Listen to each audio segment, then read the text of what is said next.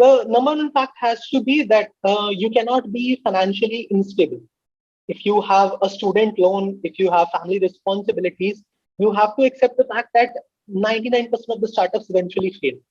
That's a statistical fact known by everybody in the startup community. And we are also seeing that with some of the bigger startups as well, the likes of Unacademy, Lido, that have been firing thousands of people, even companies like Better that have billions of dollars in their bank accounts and still they're firing people.